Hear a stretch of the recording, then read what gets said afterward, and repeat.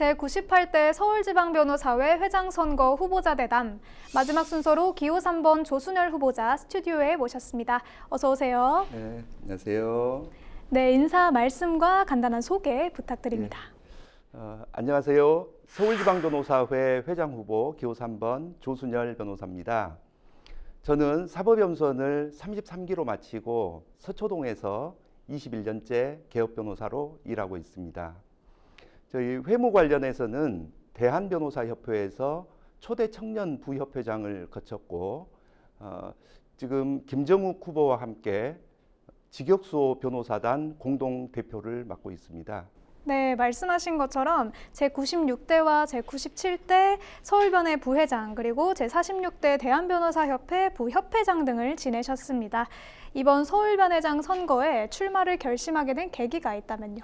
네, 저는 직역수호의 진심이었습니다. 대한변호사협회에서 부협회장을 할 때 제가 직역수호특위 간사를 맡았었습니다. 그 당시 때 변리사 단체와 저희 대한변협 사이에 소송 대리권을 가지고 소송이 있었습니다. 변리사 단체에서는 특허 침해 소송에 대한 대리권이 변리사들에게 있다라고 주장을 했고 저희 변호사 단체에서는 그렇지 않다라고 주장을 했었는데요.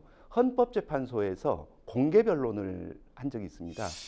그때 저도 대한변협을 대리해서 소송 대리인으로 참여를 했고 변론을 저도 직접 했었고 저희가 승소를 했습니다. 그때 제가 직역수호에 대한 뽕을 맞지 않았나 그런 생각을 하고 있습니다. 그 이후로 직역수호 변호사단을 만들었는데요. 각종 직역침해에 대한 대응과 또 변호사법 위반에 대한 고소고발을 여러 건 진행을 하면서 직역수호의 중요성을 알게 되었습니다. 저는 사법시험 출신이지만 변호사시험 출신 후배들과 너무너무 친하게 아주 잘 지냈습니다. 제가 후배들과 동고동락을 하면서 느낀 것은 로스쿨 제도 도입 취지가 정말 좋구나라는 부분을 실감했습니다. 그래서 저는 로스쿨 출신 변호사님들에 대한 실력의 진가를 알게 됐고 그리고 제가 오래전부터 여성 변호사회의 그 권익 향상에 신경을 많이 쓰고 있었습니다. 그래서 그 과교 역할이라고 하는 것이 출신, 성별, 그리고 세대, 지역, 또 이념 모든 것을 하나로 묶어서 우리 제야법조를 하나로 묶는 그 가교 역할을 내가 정말 잘할 수 있겠다 그런 생각을 했습니다. 그래서 이번에 회장으로 출마하게 됐습니다. 네, 변호사의 직역 수호를 위해서 출마를 결심했다고 하셨고요. 또 후보자님께서는 이 출마를 선언하실 당시에 행동하는 회장으로 법조 화합의 가교가 되겠다고 하셨었죠. 이를 이루기 위한 핵심 공약이 있다면 소개해 주실까요? 네, 먼저 변호사 수 배출 부분에 대해서 말씀을 드리겠습니다. 제가 사법연수원 33기로 1000명 세대 1세대입니다.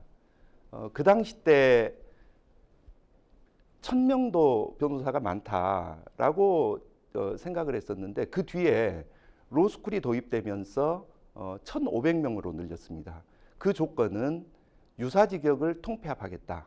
즉 변리사, 세무사, 노무사, 법무사 등 유사직역을 통폐합하고 로스쿨에서 배출된 전문 변호사들이 그 영역을 맡도록 하겠다라는 사회적 합의가 있었습니다. 그런데 그 사회적 합의를 완전하게 깨고 유사직역은 그대로 둔 채 변호사 숫자만 1500명으로 늘렸고 급기야 1745명까지 늘리게 됐습니다. 이 숫자는 지금 사회가 받아들일 수 없는 한계에 다달했습니다. 그래서 이제는 변호사 수 감축에 대한 논의가 시작되어야 된다고 생각하고 있습니다. 두 번째는 형사성공보수 부활 문제입니다.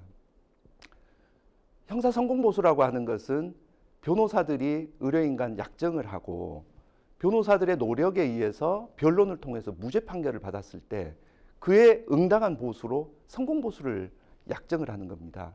그런데 그 성공보수 약정이 무효다라는 10년 전 대법원 판결에 의해서 변호사들이 노력에 의해서 무죄 판결을 받았음에도 성공보수를 받지 못하고 있습니다. 이 부분에 대해서는 저희가 다시 대법원 판결을 통해서 반드시 바꿔야 되겠다. 그래서 성공보수는 부활되어야 한다는 것에 주안점을 두고 있습니다. 네, 이제 세부적인 것을 나눠보도록 하겠습니다. 법조 생태계를 교란하는 행위들에 대해서 꾸준히 문제를 제기해 오셨는데요. 앞서 말씀하셨던 것처럼 특히 이 네트워크 로펌의 과장 광고가 논란이 되고 있지 않습니까? 네. 지금 네트워크 펌의 문제점은 분사무소와 주사무소를 함께 광고를 하고 있습니다. 그래서 지방에 있는 분사무소를 찾는 고객이 홈페이지를 들어가 봤을 때 마치 주사무소에서 함께 있는 변호사들이 모두 변론에 참여하고 소송에 도움을 줄 거라고 오해를 일으키게 되어 있습니다. 그리고 더욱 문제인 것은 비변호사의 광고 부분입니다. 변호사가 아닌 전문위원들을 광고를 하면서 소비자들에게 예를 들어서 중앙부처 고위공직자다 내지는 경찰이다 이 전문위원들을 광고를 하면서 이들이 로비를 통해서 사건을 해결해 줄 것처럼 유인하는 그런 형태의 광고가 이루어지고 있습니다. 이런 부분들은 전면적으로 저희가 규제를 할 생각입니다. 그리고 가장 효율적인 방법이라고 생각하는 부분이 있습니다. 키워드 입찰 광고 규제를 하려고 합니다. 지금 보면 네이버 키워드를 독점을 함으로써 문제점이 발생하고 있습니다. 그 키워드를 독점하기 위해서 입찰 방식으로 진행이 되기 때문에 광고비가 폭발적으로 증가하고 있습니다. 그래서 결국은 더 많은 광고비를 내는 로펌이 특정 키워드를 독점을 하면서 소비자들이 검색했을 때 유인하는 꼴이 되는데요. 결국은 종국에는 우리 변호사들이 그 광고비에 허덕이는 그런 결과가 벌어질 걸로 보입니다. 그래서 입찰형 키워드 광고 금지를 해야 되겠다라는 방법을 모색하고 있습니다. 네, 이 네트워크 펌 외에도 광고 규정을 위반하는 불법 법률 플랫폼 문제도 있습니다. 후보자님은 로토기용 변호사를 징계한 변협과 변회에 대한 공정위의 과징금 처분 취소 소송에서 대리인을 맡으신 바 있죠. 네. 아까 간략하게 얘기해 주긴 하셨지만 관련 내용을 더 설명해 주신다면요. 저희가 지난 집행부 때 소위 불법 플랫폼과의 전쟁이라고 명칭할 정도로 불법 플랫폼을 규제하기 위해서 다각도로 힘을 썼습니다. 허위 과장 광고를 변호사들이 이용하게 되고 그래서 이를 막기 위해서 저희는 회원인 변호사들이 불법 플랫폼에 가입하고 광고하는 것에 대해서 규제를 했습니다. 저희가 징계를 했더니 불법 플랫폼 측에서는 그 광고 저희 징계한 행위에 대해서 공정거래위원회에서 규제를 하겠다라고 하고 저희 대한변협과 서울지방변호사회에 과징금을 각 10억 원씩 부과를 했습니다. 공정거래위원회 부과처분에 대해서 다투었고 저희는 변호사는 공공재라고 여기고 있습니다. 변호사협회는 법무부로부터 변호사들에 대한 감독권, 징계권을 가지고 있습니다. 그래서 대한변협은 법무부에서 가지고 있는 권한을 대행해서 징계를 하기 때문에 그 징계 행위가 공권력의 행사로 보고 있습니다. 그래서 서울고등법원에서는 이에 대해서 변협과 서울의 주장을 전면 받아들였고 완승으로 결론이 지어졌습니다.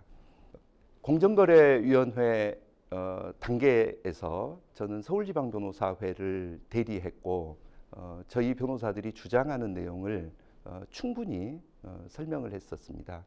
그리고 서울고등법원 사건에서도 저희 서울지방변호사회에서 충분한 논의를 했고 변론에 직접 관여를 하면서 완승을 하는데 저도 나름대로 기여를 했다라고 생각하고 있습니다. 네, 감사합니다. 또한 이 직역수호 변호사단의 공동 대표를 맡고 계시죠. 그만큼 이전부터 오랫동안 유사직역의 업무 침탈에 대응해 오신 바 있는데요. 변호사 직역 수호, 나아가 확대를 위해 어떤 정책을 제시하고 계시는지도 여쭤보고 싶습니다. 지금 변호사 업무 영역을 제한하는 세무사법과 변리사법에 대한 헌법 소원을 제기를 했습니다. 헌법 소원 내용은 세무사 자동 자격 취득이 이제는 불가능하게 되었습니다. 특히 변시 7기 이하 그리고 연수원은 47기 이하는 세무사 자격을 취득하지 못합니다. 이는 결국은 우리 변호사 직역이 침탈당한 결과이고요. 유사 직역들의 변호사법 위반 행위가 속출하고 있습니다. 특히 행정사의 경우도 변호사들의 소송 대리권을 행사를 하고 있는 일들이 다소 발생하고 있었습니다.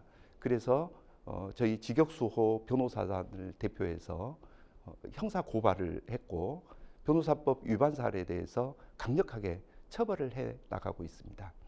그리고 직역 확대에 대해서 말씀을 드리겠습니다. 저는 중장기적으로는 변호사 중심의 사법제도를 도입해야 된다라고 생각하고 있습니다. 지금 현재 저희가 증거를 확보하기 위해서 형사 고소고발이 난무하고 있습니다. 만약 디스커버리 제도를 도입한다면 변호사들이나 당사자들이 형사고발을 하지 않고도 증거를 확보할 수 있는 충분한 제도적 장치가 있기 때문에 많은 고소고발을 막을 수가 있고 변호사들이 소송을 통해서 디스커버리 제도를 통해서 증거를 확보해 나가는 방법을 강구를 할 수가 있습니다. 그리고 변호사 비밀 유지권 법안도 발의를 했는데요. 지금 전 세계에서 ACP 즉 변호사 비밀 유지권이 보장되지 않는 나라가 대한민국밖에 없습니다. 변호사 사무실에 대한 압수수색이 빈번하게 이루어지고 있습니다. 이에 대해서 변호사 비밀 유지권을 통해서 변호인의 변론권을 보장하고 의뢰인들의 권익 신장을 도모하고자 합니다. 네, 국내 최대 규모의 지방 변호사 단체인 서울변회를 이끄는 수장자리, 그만큼 막중한 책임이 따르는데요. 마지막으로 선거에 임하는 각오 여쭤보겠습니다. 네, 저는 회원 한 분 한 분을 찾아뵙고 제 진심을 전하려고 합니다. 저는 서초동에서 개업 변호사로 21년째 일을 하고 있습니다. 변호사 업무에 대해서 나름대로 파악하고 있고 그리고 변호사들의 고충에 대해서 누구보다 제가 잘 알고 있습니다. 이런 어려움을 타개하기 위해서 저는 유관 기관과 끈끈한 나름대로의 인맥을 가지고 있고 또 새로운 비전을 제시할 수 있는 나름대로의 노하우를 가지고 있습니다. 그래서 직역수호의 진심이었던 제가 여러 가지 경험과 노하우를 가지고 우리 회원들의 권익신장과 직역수호를 위해서 제가 도전한다면 어느 누구보다 제가 나름대로 적합하지 않겠느냐 그런 생각을 하고 있고 그 진심을 회원들에게 따뜻하게 전하고 회원들의 마음을 얻고자 합니다. 끝으로 저는 팀워크를 매우 중요시 생각하고 있습니다. 저는 회장이 된다면 팀들의 의사결정에 따를 거고 또 토론을 통해서 결론을 내릴 것입니다. 제 개인적인 철학과 우리 변호사 회원들의 의견이 다를 때 저는 망설임 없이 회원들의 의견을 따를 것입니다.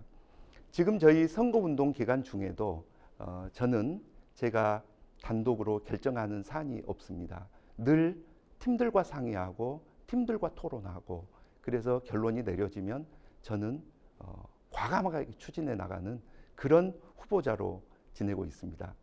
이런 저의 철학대로 서울지방변호사 회장이 된다면 팀워크를 중시하고 함께 의사결정을 하고 함께 추진하는 그런 회장이 되겠습니다. 고맙습니다. 네. 회원들의 목소리를 경청하며 실질적인 변화로 이어갈 수 있을지 행동하는 일꾼으로서의 역할을 기대해 보겠습니다.